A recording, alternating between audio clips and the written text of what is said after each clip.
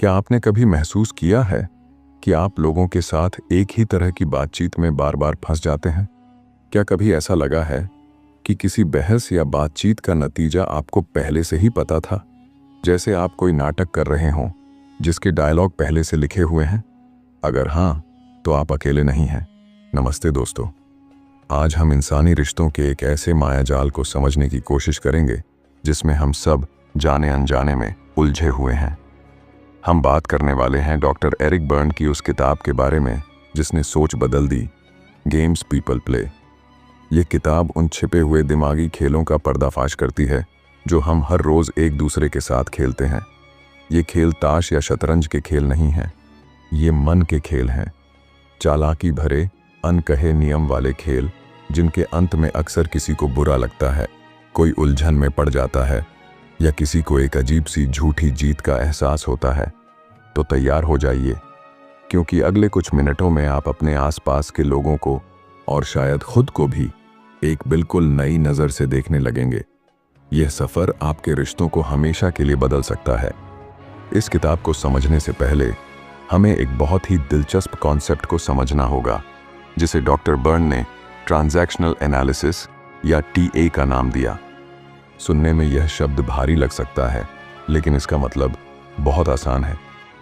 Doctor burn कहते हैं कि हर इंसान के अंदर एक ही समय में 3 अलग अलग तरह की शख्सियत मौजूद होती हैं।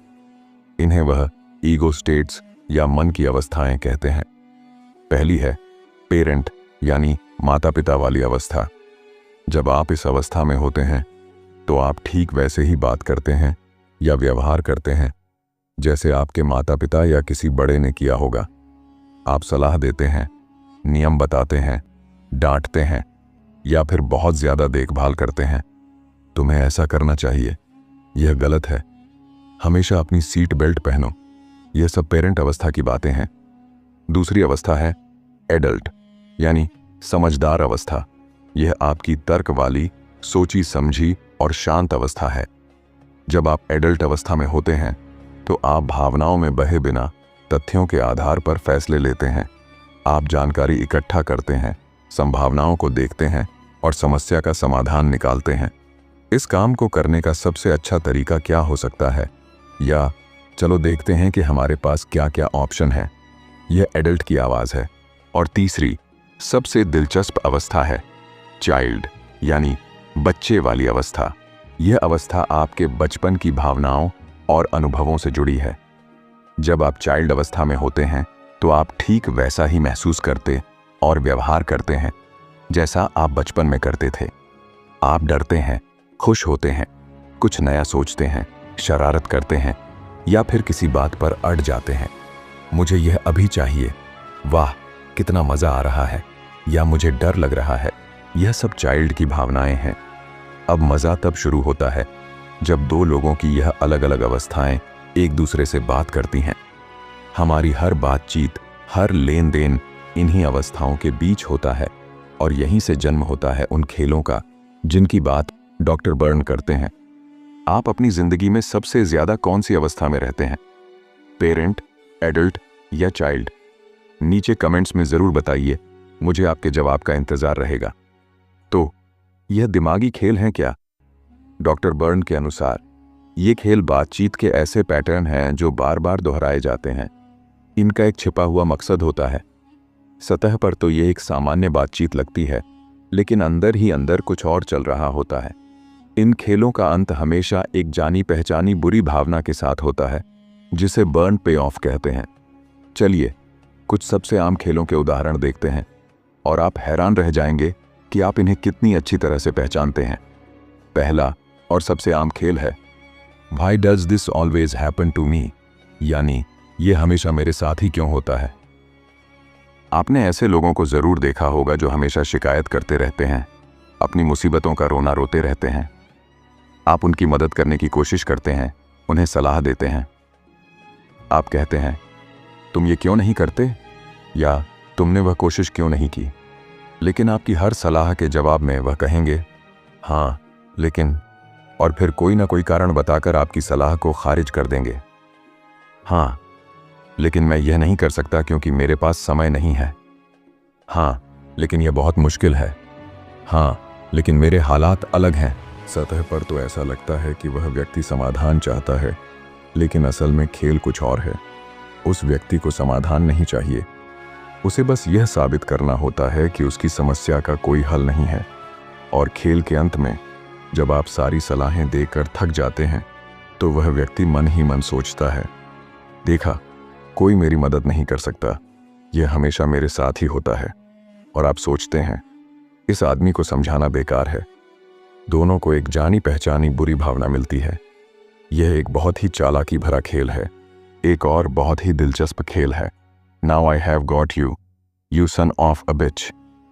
संक्षेप में नेजिवाइसोब, यानी अब तुम मेरी पकड़ में आए हो, दुष्ट कहीं के। ये खेल तब होता है जब एक व्यक्ति दूसरे व्यक्ति की छोटी सी गलती का इंतजार करता है।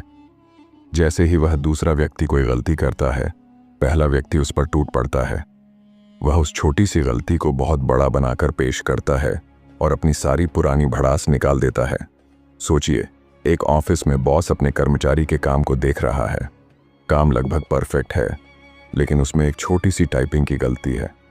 बॉस उस एक गलती को पकड़ लेता है और कहता है, यही तुम्हारी दिक्कत है, तुम कभी भी ध्यान से काम नहीं करते, मुझे पता था कि तुम इस काम को बिगाड़ दोगे।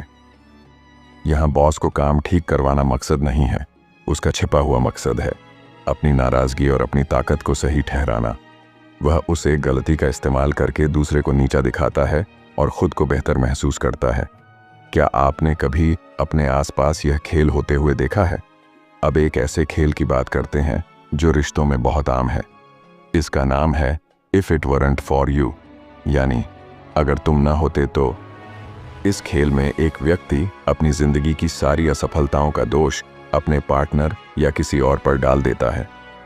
एक पत्नी कह सकती है, अगर तुमसे शादी ना हुई होती तो मैं आज एक बड़ी डांसर होती। एक पति कह सकता है, अगर मुझे इस परिवार का बोझ ना उठाना पड़ता तो मैं आज दुनिया घूम रहा होता। यह लोग असल में उन चीज़ों को करने से डरते हैं जिनके बारे में वे बात कर रहे हैं। डांसर बनने या दुनिया घूमने में जो मेहनत और जोखिम है, वे उसे उठाना नहीं चाहते, तो वे अपनी जिम्मेदारी का बहाना बनाकर अपनी कायरता को छिपाते हैं। यह खेल उन्हें अपनी गलतियों की जवाबदेही से बचाता है। और फिर एक खेल है अप्रोअर, यानी हंगामा। यह खेल अक्सर शादीशुदा जोड़ों के बीच होता है। इसमें पति पत्नी किसी छोटी सी बात पर इतनी जोर से लड़ते हैं, इतना हंगामा करते हैं कि घर में तूफान आ जाता है। और इस लड़ाई के बाद वे एक दूसरे से बात करना बंद कर देते हैं। वे घंटों या दिनों तक एक दूसरे से दूर रहते हैं। क्यों? क्योंकि यह लड़ाई उन्हें गहरे और असली भावनात्मक जुड़ाव से बचाती है। वे एक दूसरे के साथ गंभीर मुद्दों पर बात करने से, अपनी भावनाओं को साझा करने से डरते हैं। इसलिए वे एक झूठा हंगामा खड़ा कर देते हैं ताकि उन्हें एक दूसरे से दूर रहने का एक जायज़ कारण मिल जाए। लड़ाई खत्म, बातचीत खत्म, अपनेपन का खतरा भी खत्म। ये तो बस कुछ उदाहरण हैं। डॉक्टर बर्न ने अपनी किताब में ऐसे दर्जनों खेलों का जिक्र किया है। किक मी, मुझे लात मारो। स्टूपिड, मैं बेवकूफ़ हूँ। वुडन लेग, लकड़ी का पैर। हर खेल का एक छिपा हुआ मकसद और एक तय नतीजा होता है। ये सब सुनकर थोड़ा अजीब और शायद थोड़ा निराशाजनक लग सकता है। क्या हम सब सिर्फ कठपुतलियाँ हैं जो इन खेलों को खेलने के लिए मजबूर हैं? नहीं, बिल्कुल नहीं।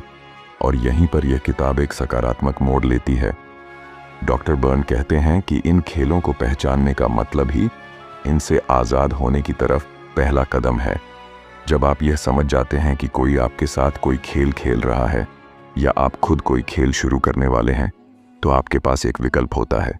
आप उस खेल को खेलने से मना कर सकते हैं। कैसे?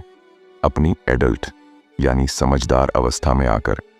जब कोई आपके साथ यह हमेशा मेरे साथ ही क्यों होता है वाला खेल शुरू करे, तो सलाह देने के बजाय आप अपनी एडल्ट अवस्था से पूछ सकते हैं, यह एक मुश्किल स्थिति लग रही है, तुम इस बारे में क्या करने का प्लान बना रहे हो? ये सवाल खेल को तुरंत रोक देता है, क्योंकि यह उस व्यक्ति को सलाह खारिज करने का मौका नहीं देता, बल्कि उसे जिम्मेदारी लेने के लिए कहता है।